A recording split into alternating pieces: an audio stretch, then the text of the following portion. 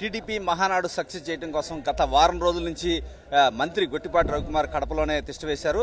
మొత్తం కూడా ఏర్పాట్లన్నీ దగ్గర ఉండి పర్యవేక్షిస్తున్నారు. అయితే నిన్న మొన్న గ్రాండ్ సక్సెస్ అవడంతో ఈ రోజు బహిరంగ సభ సక్సెస్ చేసేందుకు అందరూ కూడా అహర్నిశలు కృషి చేస్తున్నారు. ప్రస్తుతం మనతో మంత్రి గొట్టిపాటి ఉన్నారు. గొట్టిపాటి గారు, ఎలా ఉన్నాయి ఏర్పాట్లు? ఎట్లా ప్రజల నుంచి స్పందన ఎలా కనిపిస్తుంది? మీరు కూడా చూస్తున్నారు, గడిచిన 3 రోజుల నుంచి ఏ విధంగా ఉందో.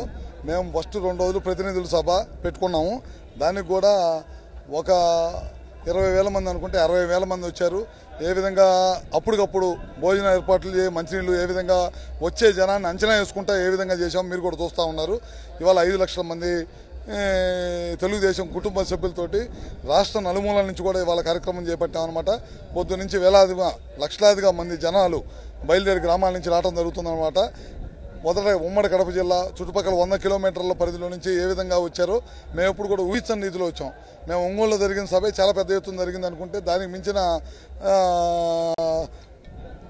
రెస్పాన్స్, జన సమీకరణ కానీ జన రెస్పాన్స్ కానీ ఆ విధంగా ఉంది. ఇంకా కార్యకర్తలు ప్రభుత్వం వచ్చి అధికారంలోకి వచ్చిన తర్వాత మొదటి కార్యక్రమం కాబట్టి చాలా పెద్ద ఎత్తున వచ్చారు. మేము చూస్తూ ఉన్నాం, నిన్న మొన్న కొన్ని టీవీలో కానీ జగన్మోహన్ రెడ్డి కూడా డ్రామా అంటాం, అయ్యి అంటాం, ఇవి అంటాం, పిచ్చి మాటలు, పిచ్చి పోగడంతా పోతూ ఉన్నారు. వాళ్ళకి మతి పోయి ఈ విధంగా మాట్లాడుతున్నారు. వచ్చి ఇక్కడికి వచ్చి మీరు ఆల్రెడీ చూసుకొని ఉంటారు, రకరకాల వాటితోటి మీరు చూసుకొని ఉంటారు. ఈ విధంగా మేము కూడా కనివిని రీతిలో చేశాము, ఏర్పాట్లు చేశాము. ఏ కార్యకర్త కూడా ఇబ్బంది జరగకూడదని చెప్పి మా కార్యకర్తలు వాలంటీర్లుగా ఉండి ఏ విధంగా సహాయ సహకారాలు అందిస్తున్నారో మీరు కూడా చూశారు.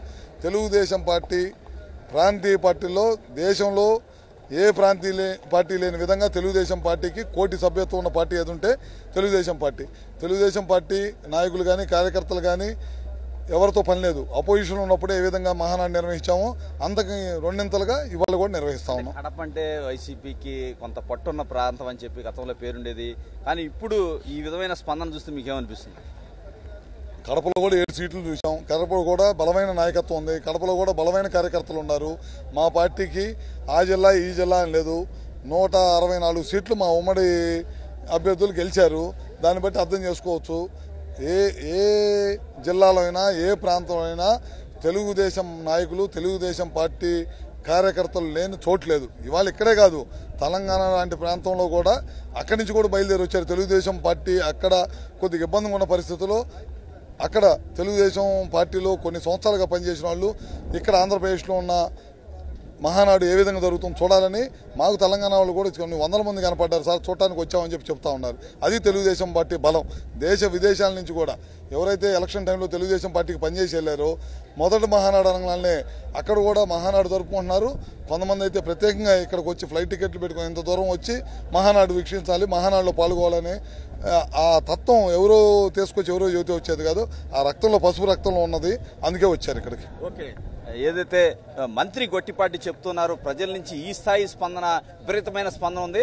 ఎందుకంటే టీడీపీ చరిత్రలో ఒంగోలు మహానాడుకు ఒక చరిత్ర అంటూ ఉంది.